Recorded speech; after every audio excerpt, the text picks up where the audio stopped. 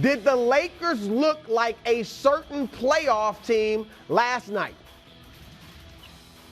They look good. I think it's going to take some time. I like the new additions. They got a lot younger. I think they're going to be better defensively because, LeBron's getting older. And then obviously AD, you call him to control the middle. So you need a better perimeter defense. But I like where the Lakers are at right now. I thought they needed a fusion of youth on their team, and they did do that with the additions that they added. And now it's time to just try to get some continuity. I think, you spend the next time, obviously you got to fight for a playoff position, but you got to build some continuity right now with that young group. Find out what's going to be your best five. I don't know what's that best five. It's going to take us a while to see what's that unit that you're going to have closing games out. But I like the infusion of the youth that they've added to the team. And then this is the biggest thing. And Rick, you understand this. It's the mindset of those young guys about winning the title. LeBron is not there to make the playoffs. Well, LeBron's not there to make the playoffs. Anthony Davis, you got guys there that have bigger goals and bigger ambitions. So you got to get these guys in the right frame of mind. I think that's going to be more important than actually the play. They got to get their mind right that you're playing to try to get to the title. That's what LeBron is playing for now. LeBron's not playing to make it to the NBA playoffs. He's been there 20 times. That's not a problem. He's trying to win a title. So you got to think about that. And I think that's the mindset. That's going to be the thing for LeBron and AD to get those guys in the right mindset to win the NBA title. All right, and Rick, you heard Twan. He brought up the T word, title. So is that a little too far, too fast? Are they definitely in the P place playoffs? Are they definitely? They're in a P place. They're in the play-in. Let's say that they are more of a play-in team than what we saw of the Warriors last night. And I can't even call them the Golden State Warriors. I'd have to call them like the Olden Warriors because they were missing a couple of key pieces. And I would swear that I know Nick's not on the show today, but did Nick mail in this topic? Does he want to immediately anoint the Lakers? They're on their way. They're a threat. They're going to play for a title this year. They're in 13th. They still have to leapfrog not just the Warriors, but at least two other teams. So I liked what I saw. I liked the vibe that they have. I would say that they're more of a playoff team now than they were 2 weeks ago. But to suggest that they beat a Warriors team without Steph Curry, their best scorer, without Andrew Wiggins, arguably certainly one of their two best defenders, and two G League guys in their main rotation coming off the bench in Ty Jerome and Anthony Lamb, and I'm just not ready to say that this is the determination. Look, it's cold and rainy in LA today. I don't want to add to the weather, but I can't be all sunshine simply because they beat a shorthanded Warriors team first game out of the break. All right, look, Twan's in Chicago. I'm in New York. We definitely don't want to hear any complaining about the weather in California. But I've heard that a lot, Rick, and that's fair. Like you said, they beat the Warriors, that team that's depleted. They beat New Orleans right before the break. They looked good, but that team didn't have Zion Williamson. What I will say, though, is this about the Lakers. They did what they're supposed to do against undermanned opponents. They led them essentially from buzzer to buzzer, beat them both by double figures, and looked comfortable in doing so. Obviously, the pieces fit much better together. Malik Beasley is a great piece because he can shoot, he can defend, he's athletic. Obviously, D'Angelo Russell, and even Jared Vanderbilt's a really good defender. So I think they got better. I think the question is, I agree, Rick, I think they get in the play-in. I think they could, had they had more time, they might have been able to move up to the top 6. But I don't think they have time to do that. So, Twan, you brought up title. How dangerous do you think this Lakers team can be if they stay healthy? Let me say this first.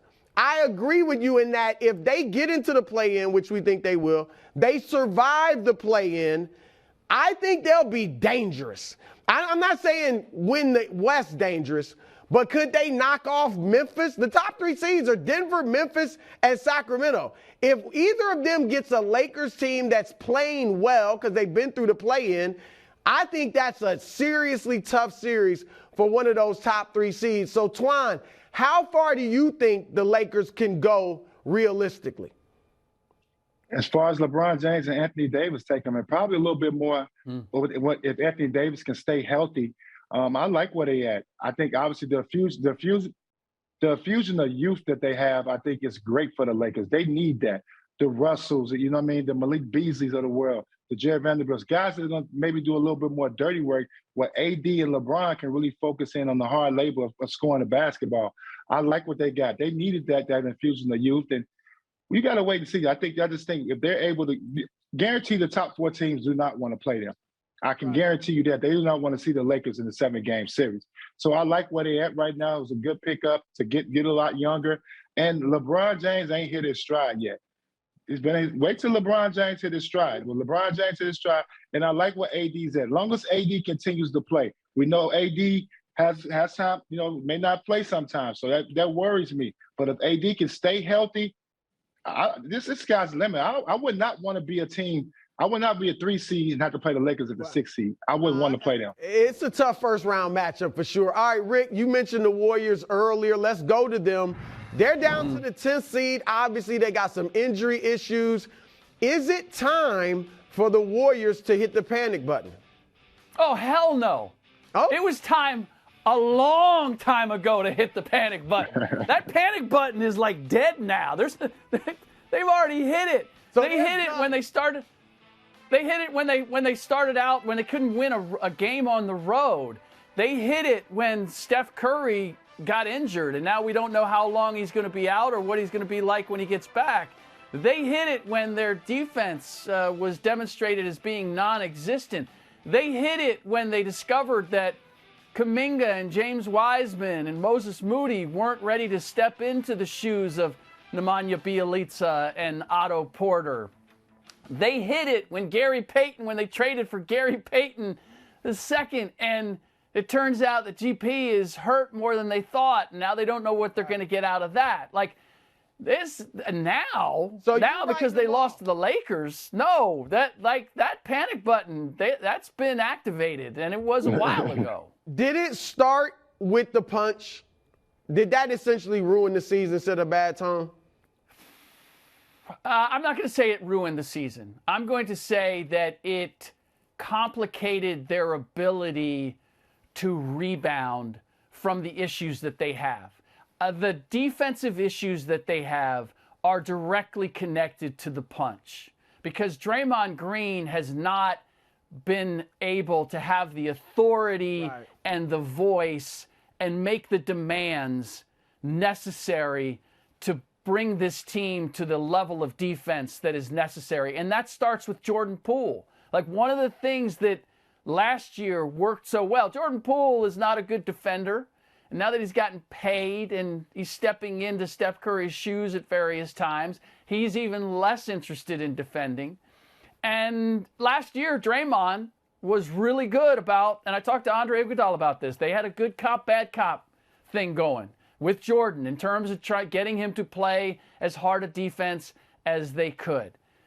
He hasn't been able to say that. Draymond hasn't been able to say anything to Jordan or any of the other young guys as a result of the punch. And I see a direct correlation between their defensive issues and the fact that Draymond Green has had to hold his tongue. All right, Twan, you agree quickly. Golden State's done. They're not a contender in the West anymore? They're not a contender. There's just too much turmoil, and I agree with Rick to a certain degree. It's tough to come back for when fights happen internally. Guys, kind of tune out, and especially the person that's really instigating that, and Draymond Green, guys tune you out, and it becomes a big distraction. I think they've done a good job of getting control of their season, but I still think it's going to be a problem down the line. It's too hard to come back from there. Guys got pride. You got to deal with family, friends, people talking. It's just too much going on the outside to really recover from that. I think they've done a good job to keep themselves in the mix, but that's why you see this up and down season by Golden State. It's because of that incident. All right, Twan, let's switch gears, talk some Mavericks. Now, Luka and Kyrie were 0-2 together with the Mavs heading into that game last night. They played the Spurs. That's a good way to get your first win. Luka drops 28, Kyrie 23. Twan, was the win over San Antonio last night something or nothing for these Mavericks? I think it's something. I think one thing that this duo team needs to have confidence. They got to learn how to continue to play with each other and play off each other. And anytime you can win a game is always good. I'll never take a win and say it's nothing. But, you know, one thing about this, they got to figure out, I think the biggest thing for them is who's going to be that guy. And Rick can understand this with about 3 minutes to go. Who is Jason Kidd drawing up that play for? That's where you're going to see that, because playoff games are going to be much closer. Everything's going to be tight.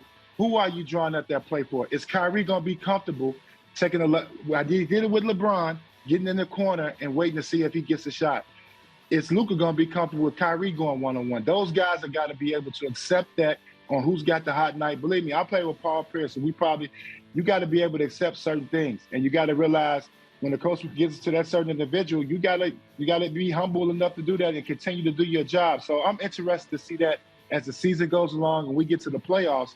Are those guys going to be comfortable who's taking that last shot at the end of the game? Yeah, and beyond that, Twan, the defense is a big question in Dallas. Rick, can they make any type of run in your mind in the Western Conference playoffs? No, and primarily because of that defense. I do like what I've seen from Kyrie and Luka. They're clearly trying to figure it out, and so. But I've seen that from the beginning. Even the games they lost before the break. Right. What I've liked is they want to play together. They want to make room for each other. They just haven't figured out how. But it's look. Can I show where the Spurs are? The fact that they scored the way they did and the way they defended the way they did. Brew, how many of the starters for the Spurs can you name off the top of your head? Not many. Yeah, that's where we are. And clearly trying to do Tim Duncan 2.0, right? And Victor. Yeah, no, without question. Without question. Absolutely. So I take more from the games that Dallas played before the break against the Kings and against the Timberwolves, and the fact that they played those games close, and that Luka and Kyrie were trying to figure it out in the last couple minutes. But to Twan's point, like, they haven't, and they have to do that. And that's just at the offensive end. Defensively, people are underestimating what losing Dorian Finney-Smith meant to this team, and they didn't have rim protection before. That's going to be an issue going forward. Yep, no doubt about it. All right, guys, we're going to leave it there. We're going to talk some Russell Wilson. Was he trying to get Pete Carroll fired? Greg Jennings and Coach Mangini will be in to talk about that next. Keep it locked right here. Thanks for watching. Subscribe here to get more from the show and to check out clips from other shows on FS1.